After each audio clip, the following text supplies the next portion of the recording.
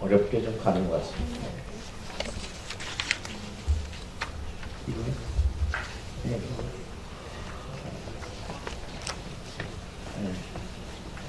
자, 이건 뭐 목차고요. 아까 트렌트 박사가 이상기후 문제가 어떤 것인지는 너무 세밀하게 말씀을 해주셨기 때문에 이 부분 그냥 이 그림만 보시면 이상기후라는 거죠. 이렇게 저는 이제 좀 압축해서 표현을 했습니다. 기후변화는 이제 정상적인 계절의 변화가 이루어지는 모습일 테고, 이상기후 변화는 비정상적인 계절의 변화가 이루어지는 모습이죠. 그래서 이것을 인체로 얘기하면 신진대사, 또 이상, 메타볼릭 디스오더나 이런 개념들을 지구적으로 확대하면 순환이 잘 안 되고 있는 이런 상태를 이상기후라고 우리가 얘기할 수 있을 것 같습니다. 그래서 이제 이런 이상기후들이 왜 이런 문제를 일으키는 것을 곰곰이 생각해 보면, 우리 체온이 36.5도인데 거기에서 온도가 1도가 차이 날 때 0과 1 사이의 무수한 생물종이 나름대로 생존하고 있는데 그 부분들이 멸종과 손상을 입게 되죠. 그래서 2003년에 부시는 이 국가 모두 조망하면서 이상기후 문제가 핵 문제 이상의 의미가 있다고 얘기를 했고, 오바마 정부의 그 수석 장관을 지냈던 존 홀드랜 같은 분은 온난한 얘기는 바나나를 길러먹을 수 있다는 얘기가 아니라 세계 기후가 붕괴되고 있는 얘기라고 얘기를 했고, 최근에 뉴욕타임즈에서는 IPCC 제5차 보고에서 기후위기가 굉장히 심각하게 확산되고 있다고 얘기를 다시 이제 하게 됐죠. 그래서 우리는 과연 과학은 희망을 줄 수 있는가를 묻게 됩니다. 과학의 2000년 역사를 여러분들은 세 줄로 보실 수 있습니다. 고대에서는 천문과 지리를 보게 됐죠. 그러나 그리스가 등장하면서 피타고라스로 상징되는 수학 얘기가 시작이 됩니다. 근대에서는 이제 뉴턴이 고대나 중세에서 다루어졌던 모든 얘기들을 자연 철학의 수학적 원리를 다룬 프린키피아라는 저술을 통해서 역학 체계를 근대적으로 완성하게 됩니다. 이 뉴턴의 역학 체계를 프랑스의 나폴레옹 보좌관이었던 라플라스는 수학만 있으면 우주의 모든 세계를 다 다룰 수 있다고 호언장담을 했기 때문에 라플라스의 악마라고 얘기를 하죠. 그리고 현대과학은 상대성 이론과 양자역학으로 얘기되면서 리차드 파인만이 이 나말레이션 세오리 재기록화 이론을 얘기하게 됩니다. 이 얘기는 전자가 움직이면서 전자장을 형성하고 전자장을 전자를 형성할 때 무한대를 왔다 갔다 하는 부분들에 대해서 일정하게 이제 잘라낸 얘기입니다. 이 얘기의 의미는 과학이 희망일 수 있는지 없는지를 얘기하는 얘기입니다.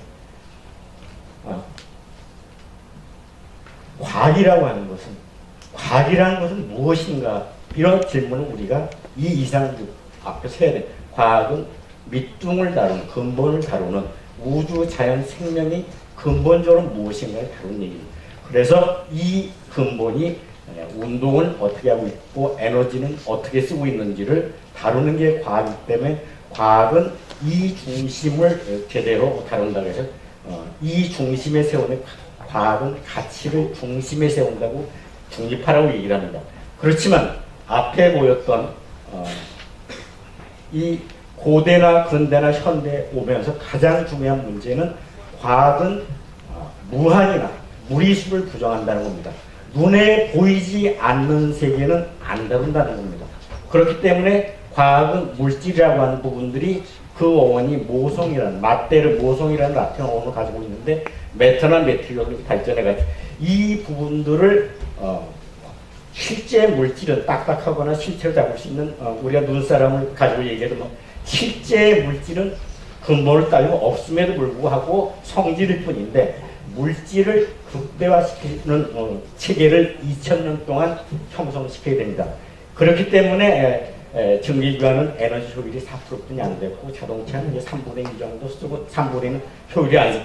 인간의 탐욕 때문에 물질 만능이 된 것이 아니라 과학이 물질 만능을 문명으로서 안 내온 것입니다.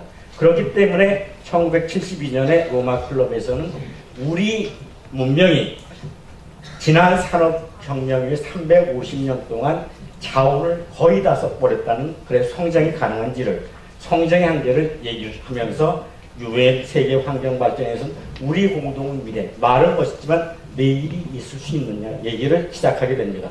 이런 부분들 때문에 저희는 오해를 할 때는 이해로 제대로 풀어내야 됩니다. 뉴턴은 공간이라는 건 아무것도 없으면서 오직 물질만이라는 얘기를 했고 아인슈타인은 뉴턴은 공간 개념을 혁명적으로 바꿨다고 얘기하지만 아인슈타인 역시 공간에 대해서 오해를 하게 됐습니다. 공간이 아무것도 아닌 것이 아니라 공간은 에너지가 요동치고 있다는 얘기를 하면서 작은 마이크로 상태의 에너지조차도 아인슈타인은 물질로 본 겁니다. 결국 아인슈타인까지 많은 과학자들은 공간 자체의 에너지를 완전하게 이해하지 못했습니다. 그래서 가치 중립이라고 얘기하지만 엄밀하게 얘기하면 무거운 세계만을 다루는 중립의 세계를 다루는 게 오늘까지의 과학입니다.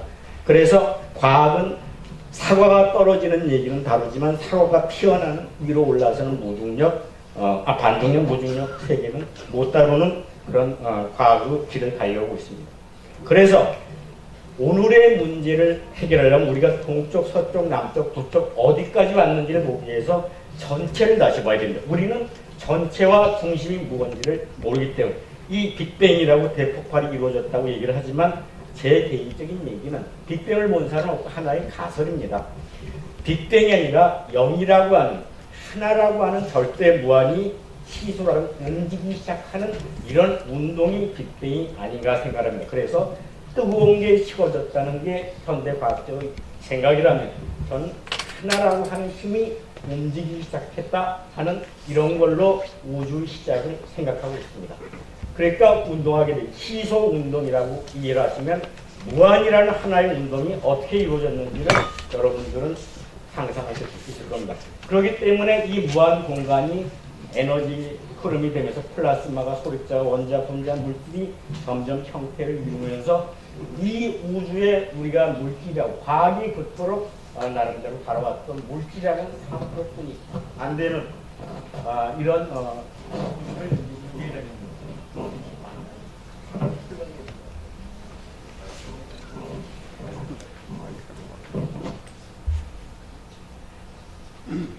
얘기가 잘 들렸나요? 네, 고맙습니다. 네, 그래서 우리가 알고 있는 과학이라고 하는 건 4%, 이 우주 공간에서 4%의 세계를 다루는 것뿐입니다. 바로 이 4%가 어떻게 이제 시작이 됐는지를 잠깐 아무것도 없어 보였던 우주가 이게 빵 터졌다기보다도 하나라고 하는 무한한 직선이 움직이기 시작했다고 생각을 해보시면 하나의 플러스라고 하는 힘, 왼쪽으로 돌아가는 흐름이 생길 것이고 오른쪽으로 돌아가는 흐름이 플러스 마이너스가 생기는 흐름이 바로 수소 원자의 등장으로 나타납니다. 그래서 이 수소 원자가 팽이처럼 돌 때 만물이 원소로 이제 형성이 되죠. 이 수소 원자가 중요한 것은 이 수소 원자를 돌아가게 하는 이 흐름을 누가 이 팽이체를 치느냐, 바로 이것이 공간에서 그 에너지를 받는다고 해서 윌스램이라는 사람은 이 얘기를 공간에서 에너지를 받는 얘기를 가지고 55년에 노벨 물리상을 수상하게 됩니다. 그래서 이 수소 원자가 모든 만물의 아버지이기 때문에 바로 여러분들은 모든 우리가 지금 바라보고 있는 모든 질서나 형태가 왜 이런 모습으로 생겼을까? 0을 기준으로 얘기를 하면 모든 생명의 이해가 될 수 있죠. 0이라고 하는 부분을 아무것도 아닌 nothing 개념이 아니라 모두 everything이라고 얘기를 한다면 0과 0이 운동을 하면 대기머리 따듯이 유전자가 형성이 될 수 있고 기상의 문제를 다뤘던 에드워드 로렌츠 얘기는 나비 효과라고 최초의 작은 힘이 오른쪽으로 갔다가 왼쪽으로 갔다가 이것이 하나는 핵에서 양성자를 하나는 전자로 이게 돌면서 상호작용을 일으키는 게 수많은 나름대로 나무잎을 형성해내는 프랙탈을 쪼각쪼각 계속 갈라진다는 얘기인데 이런 영위 운동이 DNA나 나비 효과나 이런 부분은 이제 나타나는 것이 과학이 이제 밝혀가는 것이 이 비포 얘기는 바로 무한의 운동이 형태의 운동을 이루고 있다는 얘기입니다. 그래서 우리는 이것을 알기 쉽게 얘기하면 우리 모든 생의 운동은 팔자라고, 무한대는 팔자니까 팔자가 시작이 되는 거죠. 그래서 머레이 길몬 같은 사람은 이 영웅 운동을 소리적인 팔자 운동을 가지고 또 노벨상을 받게 됩니다. 그래서 우주나 공간의 운동은 전체로 보면 영의 운동이 4%라는 제한된 물질의 운동으로 이루어졌기 때문에 물질이나 전기, 플러스 마이너스라고 하는 부분들의 배우는 전기가 아니라 비전기입니다.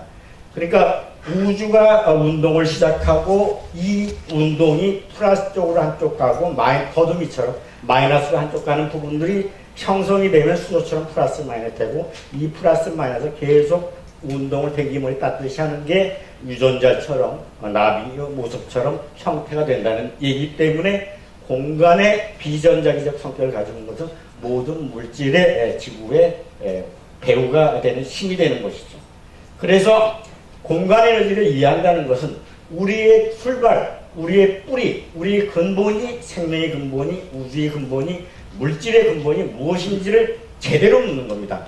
근데 불행하게도 과학은 최초의 겸손이었지만 우리 생명의 근본, 물질의 근본을 공간과 연결시키지 않았습니다. 왜냐하면 우주는 혼돈이고 지구는 질서라고 생각하는 최초의 겸손된 마음이었지만 혼돈이라는 게 뒤죽박죽이 된 게 아니라 카오스란 말이 혼돈이나 우리가 얘기하는 질서보다 훨씬 커다란 질서, 우리가 얘기하는 질서는 이제 작은 질서죠.